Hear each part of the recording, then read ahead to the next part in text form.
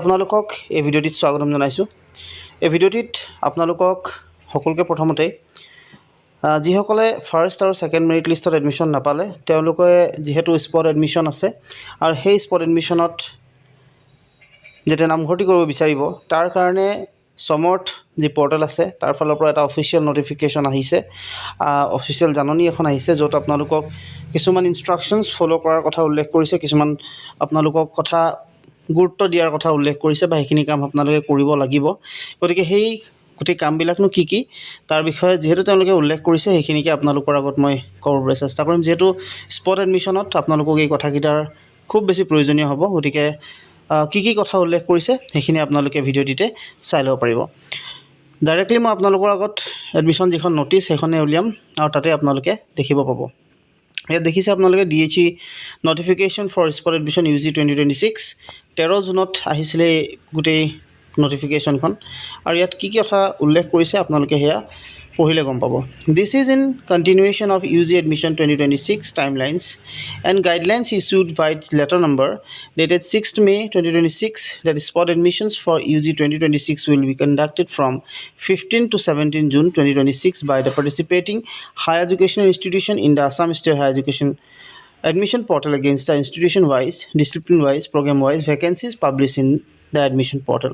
অৰ্থাৎ আপোনালোকক যেহেতু আপোনালোকে জানে যে ফাৰ্ষ্ট ছেকেণ্ড মেৰিট লিষ্টৰ যিখিনি এডমিশ্যন ইতিমধ্যে সেইখিনি সমাপ্ত হৈছে, গতিকে এতিয়া লাষ্ট যিটো আছে সেইটো হৈছে স্পট এডমিশ্যন আৰু সেই স্পট এডমিশ্যনটো হ'ব কেতিয়াৰ পৰা 15 তাৰিখৰ পৰা 17 তাৰিখলৈ। অৰ্থাৎ আপোনালোকে 3 দিন স্পট এডমিশ্যন দিছে, 15 তাৰিখ, 16 তাৰিখ আৰু 17 তাৰিখ।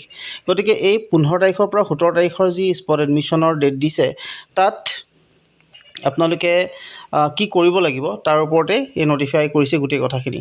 Mandatory registration on the admission portal for spot admission. Spot এডমিশ্যনত এডমিশ্যন ল'বৰ কাৰণে আপোনালোকৰ ৰেজিষ্ট্ৰেশ্যন কিন্তু মেণ্ডেটৰী হ'ব, অৰ্থাৎ আপোনালোকে ৰেজিষ্ট্ৰেশ্যন কৰিবই লাগিব সমৰ্থ পৰ্টেলত, নহ'লে আপোনালোকে কিন্তু এডমিশ্যন ল'ব নোৱাৰে। এতিয়া ইয়াত আৰু এটা কথা উল্লেখ কৰিছে, participation in the spot admission process shall be subject to the applicant being duly registered on the Assam state higher education admission portal in this regard the following shall apply.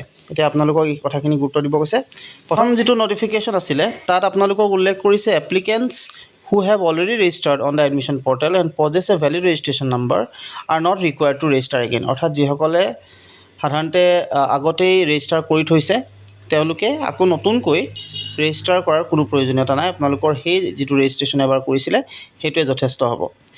2 নম্বৰটোত ক'লে applicants who have not yet registered, যিসকলে register কৰা নাই on the admission portal বা পৰ্টেলৰ যি আছে admission পৰ্টেলত, তেতিয়াহ'লে তেওঁলোকে may do show' form 13 June onwards টিল 17 জুন 2026। অৰ্থাৎ যিসকলে এতিয়ালৈকে ৰেজিষ্ট্ৰেশ্যনেই কৰা নাই বা তাত যিহেতু একো কৰাই নাই তেওঁলোকে 13 জুনৰ পৰা 17 জুনলৈকে যিহেতু পৰ্টেল খোলা থাকিব, গতিকে তাত আপোনালোকে ৰেজিষ্ট্ৰেশ্যন কৰি ল'ব পাৰিব আৰু এপ্লাই কৰি ল'ব পাৰিব।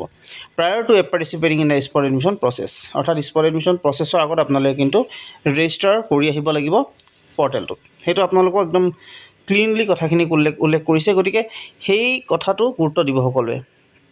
আৰু যিহেতু এই কথাখিনিৰ কাৰণেই গোটেই ভিডিঅ'টো মই প্ৰস্তুত কৰিছিলোঁ আৰু জনাইছিলোঁ আপোনালোকক এই ৰেজিষ্ট্ৰেশ্যনৰ গোটেই কামবিলাক আপোনালোকে কৰি ল'ব। আৰু এটা কথা, আপোনালোকে পাছৱৰ্ড আৰু যি তাৰ ৰেজিষ্ট্ৰেশ্যন নাম্বাৰ সেইটো কিন্তু নাপাহৰিব, যিহেতু আপোনালোকক সেই গোটেই ডাটাখিনি পিছত দৰকাৰ হ'ব বা আপোনালোকৰ সম্পূৰ্ণ যি চাইকেল আছে এডমিশ্যনৰ ক্ষেত্ৰতে হওক বা BA BSc BCom যি চাইকেল আছে গোটেইখিনিতে প্ৰয়োজন হ'ব। চ' এইখিনি আপোনালোকে মনত ৰাখিব। আজিলৈ এইখিনি কথা জনাই ভিডিঅ'টো বিদায় মাৰিছোঁ। ধন্যবাদ।